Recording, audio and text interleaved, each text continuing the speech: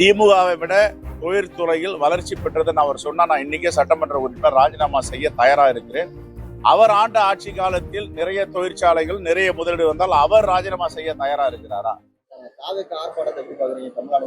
வரவேறு SIR-க்கு யார் யாரெல்லாம் எதிராக குரல் கொடுக்கிறார்களோ அவர்களெல்லாம் வரவேற்கிறோம்.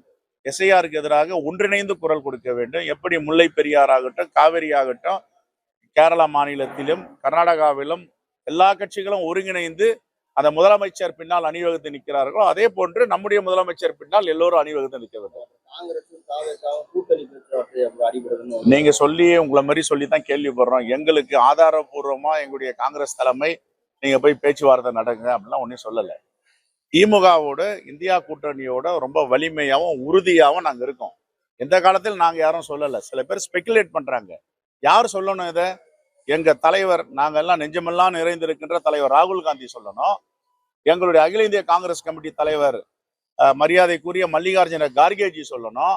இல்லைன்னா அவர்கள் அனுப்பி இருக்கின்ற எங்களுடைய பொறுப்பாளர் திரு கிரீஷ் ஜோடங்கர் சொல்லணும்.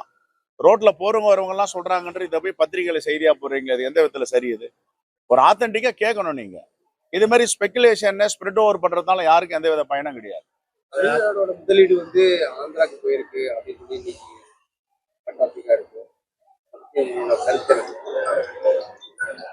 இல்ல, அவரு ஒரு புள்ளி விவரத்தோடு பேசுறாரா, யாராவது எழுதி கொடுத்து தவறான செய்தியை சொல்றாரா தெரியாது. நான் திருப்பெரும்புதூர் எம்எல்ஏவாக நின்றுட்டு இருக்கேன். எனக்கு தெரியும் எவ்வளவு தொழிற்சாலைகள் கடந்த 4.5 ஆண்டுகளில் வந்திருக்கு. இதற்கு முன்னாடி எத்தனை தொழிற்சாலைகள் இருந்தது. தொழிற்சாலைகள் என்றாலே ஆர் வெங்கட்ராமன் அவர்கள் தொழில்துறை அமைச்சராக இருக்கும் போது முதல் கிண்டி சிப்காட், அம்பத்தூர் சிப்காட் தொழிற்பேட்டைகளை கொண்டு வந்தது காங்கிரஸ் பேரியக்கம் பெருந்தலைவர் காமராஜர் ஆட்சி காலத்தில். அதற்கு பிறகு படிப்படியாக வெளிநாட்டு முதலீடுகள் தாராளமயமாக்கப்பட்ட போது, காட் ஒப்பந்தம் ஏற்பட்ட பொழுது மன்மோகன் சிங்குடைய ஆட்சியில, டாக்டர் மன்மோகன் சிங் ஆட்சியில பெரும்பாலும் அந்நிய முதலீடுகள் இந்தியாவிற்கு வர தொடங்கின. அதில் முதன்மை மாநிலமாக தமிழ்நாடு இப்பொழுது விளங்கி கொண்டிருக்கு. இதற்கு யார் காரணம்? எடப்பாடி பழனிசாமியா? இந்த வெளிநாடு முதலீடு வரும்போதெல்லாம் அவரு அமைச்சராக இருந்தாரா? 96 தான் முதல் ஊண்டாய் கம்பெனி எங்க பகுதிக்கு வந்துச்சு. நிசான் ரெனால்ட் வந்துச்சு, சாம்கால் வந்துச்சு, நோக்கியா வந்துச்சு, பென்ஸ் கம்பெனி என்று சொல்லுகின்ற ஜெர்மன் நிறுவனம் வந்தாங்க.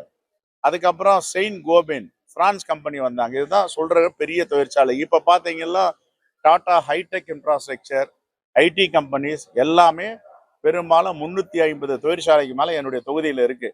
அவர் வேணா வெள்ளரிக்கை கூட சொல்லுங்க. திமுக ஆட்சியில் எவ்வளவு முதலீடு வந்திருக்கிறது, எடப்பாடி பழனிசாமி அவர்கள் 4 ஆண்டுகள் முதலமைச்சராக இருக்கும் பொழுது எவ்வளவு முதலீடு வந்தது. திமுகவை விட தொழிற்துறையில் வளர்ச்சி பெற்றதுன்னு அவர் சொன்னா நான் இன்னைக்கே சட்டமன்ற உறுப்பினர் ராஜினாமா செய்ய தயாரா இருக்கிறேன். அதே போல எடப்பாடி பழனிசாமி அவர்கள் அவர் ஆண்ட ஆட்சி காலத்தில் நிறைய தொழிற்சாலைகள் நிறைய முதலீடு வந்தால் அவர் ராஜினாமா செய்ய தயாரா இருக்கிறாரா?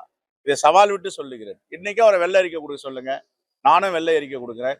இன்னைக்கு இந்தியாவில் முதன்மை மாநிலமாக எலக்ட்ரானிக்ஸ் குட்ஸ் முதன்மை மாநிலம் ஏற்றுமதியில எந்த மாநிலமாவது ஓவர்டேக் பண்ண முடியுதா? இல்ல. இன்னைக்கு ஒன்றிய அரசுடைய ஜிடிபியோட தமிழ்நாடு அரசு ஜிடிபி உயர்ந்திருக்குது. எல்லா துறையிலும் மேல் வாங்கி நிற்குது. இதை அவர் சொல்ல முடியுமா?